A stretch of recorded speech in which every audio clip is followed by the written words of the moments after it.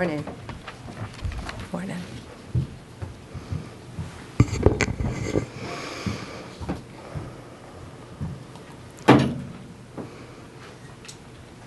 Good morning. On September 11th, 2012, Americans watched horrified as our embassy in Benghazi came under a vicious terror attack. We lost 4 American lives that day. Ambassador Chris Stevens, Sean Smith with the State Department, and 2 CIA contractors, Glenn Doherty and Tyrone Woods. We have never forgotten those heroes, and we have never stopped seeking justice for that crime against our nation. In fact, from day one, Kash and Dan would sit in meetings and say, we're going to get them, and they did. Today, I'm proud to announce that the FBI has arrested one of the key participants behind the Benghazi attack. Zubair al-Bakash landed at Andrews Air Force Base at 3 a.m. this morning. He is in our custody. He was greeted by Director Patel and U.S. Attorney Jeanine Pirro. Hillary Clinton famously once said about Benghazi, "What difference at this point does it make?" Well, it makes a difference to Donald Trump. It makes a difference to those families. And 14 years later, it makes a difference to law enforcement who made the difference in this case. Thank you, President Trump, for supporting all of our agencies around the country and around the world. Al-Bakash will now face American justice on American soil. We will prosecute this alleged terrorist to the fullest extent of the law. He'll face charges related to murder, terrorism, arson, among others. Let this case serve as a reminder. If you commit a crime against the American people anywhere in this world, President Trump's Justice Department will find you. It might not happen overnight, but it will happen. You can run, but you cannot hide. We are immensely grateful to our partners, especially at the State Department and the CIA, who lost lives in the Benghazi attack. Director Patel and the FBI agents did tireless work to track and arrest this man. I want to thank everyone standing behind me, all the agents who work so great with our lawyers, with our national security lawyers, and around the world to bring this terrorist to justice. And I have a statement to read from Director Radcliffe. He wanted to be here. He couldn't be here. He's busy protecting our world. He's deeply grateful for the relentless efforts of the Department of Justice and the FBI to bring justice to the individual allegedly responsible for the death of Americans in the horrific 2012 Benghazi attack. CIA and the nation will never forget the extraordinary services and sacrifices of Tyrone Woods and Glenn Doherty, who gave their lives in defense of others and exemplified the very best of our agency. I'd now like to turn it over to Director Patel for remarks, and I again want to thank him for his relentless work in this case. General, thank you. And I want to steal one of your lines. Never forget. Pam never forgot. The president never forgot. This FBI never forgot. And certainly U.S. Attorney Pirro never forgot. When an act of terrorism of this magnitude strikes at the heart of our nation, we go to work. President Trump has given us the full resources, the interagency, to make sure we deliver justice. And Pam, you're right. Dan and I did sit down early on about this to bring justice. But you led the effort. You brought together the interagency. You said we are going to get this done because no one agency alone can do it. So we are thankful to have an Attorney General at the Department of Justice who works together with every single cabinet secretary and enforce the law. What you saw today, and I want to get, or what you're going to see today, I want to address in a minute, but I want to remind the folks out there the work of this Department of Justice. We were here just a few short months ago talking about how we were going to raise the RFJ for another violent offender on the run, Ryan Wedding. And what did we do under Attorney General's leadership? And what do we do when President Trump said, go get the worst of the worst? We captured him. We captured together, under President Trump's leadership, 6 of the FBI's most wanted fugitives in 1 calendar year. To put that in perspective, that is 2 more than the entirety of the prior administration. And you cannot do that alone at the FBI. You have to have an attorney general and a Department of Justice willing to prosecute, willing to go to the 4 corners of the earth and make sure we deliver justice. And that's what we're doing here today. I was at the airfield with U.S. Attorney Pirro earlier this morning when we did the formal foreign transfer of custody of Kash into U.S. custody to face prosecution under her auspices and her office. And the Department of Justice are going to execute justice for the fallen. As a young prosecutor at CTS, the National Security Division, I worked on the Benghazi case. This was very near and dear and personal to me. We lost 4 brave Americans in Chris, Sean, Kyle, and Steve. And we can never, ever, ever forget them. Ever. And we will not. In order to put something like this together, it doesn't happen overnight. The FBI's hostage rescue team, the FBI's critical incident response group, our special flight operations unit, and countless others, along with the agents in the New York field office who never forgot Benghazi and never let the world forget it, endured over a decade to bring yet another terrorist who killed 4 Americans to justice. That is a relentless pursuit of mission. That can only happen when you have an interagency who's willing to get after it. I'm extremely thankful to the CIA and Director Ratcliffe and our other law enforcement partners for making sure that the world knows that if you kill an American citizen in an act of terrorism, we will hunt you down.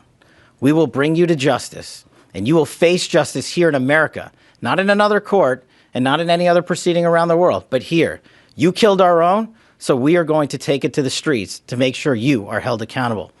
Once again, I'd really like to thank the entirety of the FBI, headquarters divisions. There are so many moving pieces to actually execute a foreign transfer of custody. And now we're talking about the 7th, the 3rd in just a couple of weeks. And I don't know if that has ever happened before in U.S. history. It's happening because President Trump backs the blue. President Trump has given law enforcement the resources we need to take the fight across the world. And the Attorney General has been relentless in her mission to make sure that these victims are remembered and that we bring them some semblance of peace by bringing those who killed their loved ones to justice. It's a little full circle for me. Yes, then Director Deputy Bongino and I did sit down and said, how are we going to get this guy? How are we going to find the individual responsible for the Benghazi attacks? And we sat down with Jeanine Pirro, and we sat down with the AG and her team and the Deputy Attorney General. And every single day, every single week, we talked about how we would do it. And we're here today because we have an interagency that is led by superior individuals who have one shared goal: protecting America and our lives and our future. And to any others out there who wish to do harm, especially commit acts of terrorism here and around the world, this is the feat you will meet. You will not be forgotten by us. We will chase you down. And it is a privilege and an honor to be the director of the FBI and come full circle for me, especially on this Benghazi case, especially with the families I know so well. And for me to you, the families, I just want to personally say, I continue to pray for you. I hope that we can give you a little bit of peace in the utmost difficult of times when you have lost loved ones. And I just want to thank President Trump for delivering that peace and that modicum of justice. Thank you, Attorney General. Thank you, Director. Thank you, Director. And it's now my honor to introduce the woman who will be prosecuting this alleged terrorist, U.S. Attorney Jeanine Pirro. Thank you, Attorney General. 14 years ago, Americans watched in horror as a scene unfolded in a foreign land, in one of the most dangerous places in the world for Americans, Benghazi, Libya. An American ambassador, elite military personnel, and a State Department employee were all violently murdered. For 13 hours, the American cavalry never came. For 13 hours, they waited for help that never came. Today, President Trump is making sure that American justice is coming for those individuals responsible for the deaths of those 4 Americans. Bakush is now on U.S. soil because of the President, Attorney General Pam Bondi, and Kash Patel. The FBI, the Department of Justice, never forgot. There are prosecutors in this room right now who have been in the office for 13 years and have consistently handled this matter in this case.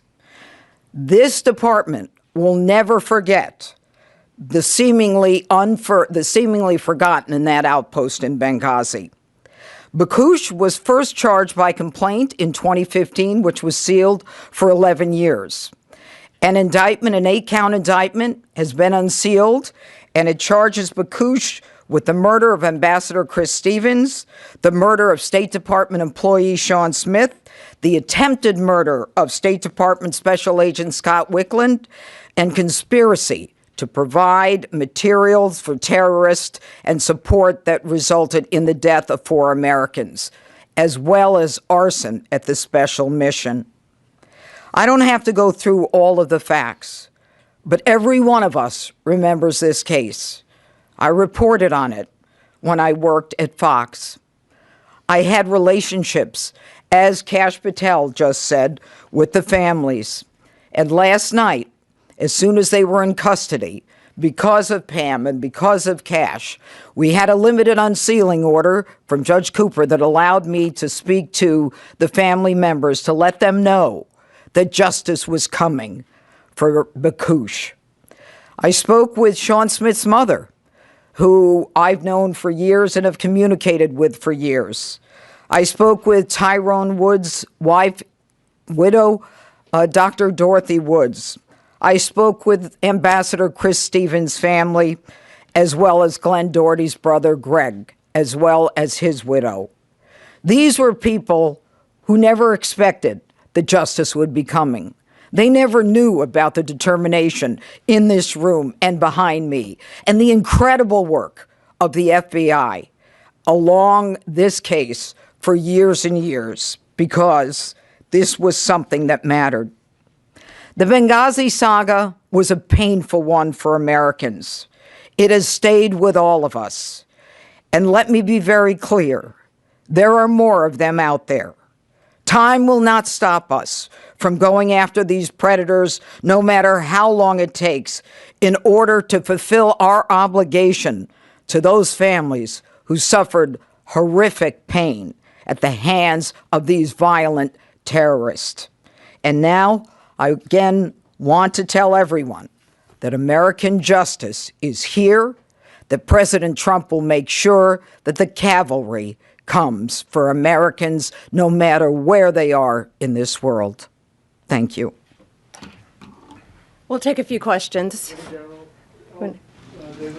I have a on topic and an off topic. Sure. Tell us a little bit about how he was captured, where he was captured. Was he in jail for a while before? Was he at home? What can you tell us about how this all went down? We're not going to give out a lot of the details, but I'm going to let Kash take what we can say. The general's right. We have to protect the integrity of the investigation and the ongoing prosecution. That's of the utmost importance. It always is, to make sure even this individual receives the constitutional protections only afforded in the United States of America. But an FTOC, a foreign transfer of custody, is executed by the FBI each and every time with special tactical assets, FBI agents, and of course medical personnel. And that was done in this instance. And the individual was apprehended and transferred over the night and into custody early this morning at an airfield. And so that's about all we can say on that matter. But in order to maintain the chain of custody, this is what the FBI does, routine, every time. It's what we did for the 6 top 10 we already captured. It's what we did for the relentless others that we continue to capture. Was he picked up in Libya? He was picked up overseas. And then if I could just ask you two quick off topics. Obviously, this terrible tragedy we're watching in Arizona with Nancy Guthrie. I understand you know Savannah Guthrie. What is the federal government doing right now? Is the FBI now leading the investigation, taking it over from the locals? We're doing everything to assist the locals. We're working with the locals. Breaks my heart for Savannah and for her family. I know she's asked for all of our prayers. So please pray for her beautiful mom, pray for her family that she's returned home. That's all we can say about that at this time. But yeah, I've known Savannah for over 30 years, and it's breaking my heart. If I may, there seems to be a little confusion with DNI Gabbard was down in Atlanta last week for the Fulton Yes. County search. Originally, this office said that she was not part of the investigation. She put in a letter to Congress that President Trump directed her to do so. And then now President Trump yesterday said that it was at your insistence that she went down there. So what is the case here? Yeah, thanks for asking that. It's that's interesting because DNI Gabbard and I are inseparable. We are constantly together, as are the people behind us. We constantly talk. We collaborate as a cabinet. We're all extremely close, know what each other, what we're doing at all times, pretty much, to keep not only our country safe, but our world safe.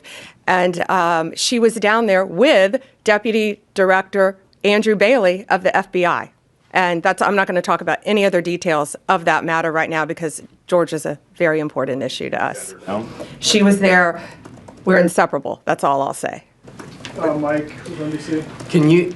Can you say, was there foreign involvement in the capture of this suspect? What kind of assistance did you get from other countries? I'm going to let Director Patel take that. I think we're not going to be able to say a lot on that matter as well. But, and to you personally, I'm so sorry you and your NBC family are going through this right now. We appreciate it. As the general said, in order to execute an apprehension, a capture, and a foreign transfer of custody, no one agency alone can do it. We did it throughout the interagency here, and of course we're working with partners overseas. And we're not going to get into the details of those conversations and those ongoing matters because as the U.S. Attorney indicated to you, we're not done. And so what we want to do is maintain not just the integrity of this investigation, but the possibility and the promise of bringing more individuals to justice for this heinous act of terror. Do we have time for a couple more? Yeah, We have something else going on at 10 o'clock down there. Yeah, so on Benghazi, what did the communication look like between the Trump administration and the victims' families throughout this process, if any? I know someone as far as Sue Clinton during, in the early days of this, but what's the communication look like with them? I think what I can say now is that do you want to take that, Director? We've had to keep everything very quiet for obvious reasons up until this point. And then U.S. Attorney Pirro, as she said, contacted all the families, and I think they were absolutely thrilled. I think they had probably lost faith that something would happen. But again, we never forget. Donald Trump never forgets. Yeah, we got it. Yeah, and we have a 10 o'clock in our office. That's a very positive if anyone would like to join us on that. So thank you. Go ahead. That the DNI, the Tulsi Gabbard's presence in Atlanta during a law enforcement search, are you concerned at all that that could taint whatever the FBI is doing and whatever findings come from that investigation? Absolutely not. And Andrew Bailey was taking the lead down there. He's Director Patel's Deputy Director of the FBI. Thank you all. Thanks. Sorry about that, ma'am. Oh, it's okay.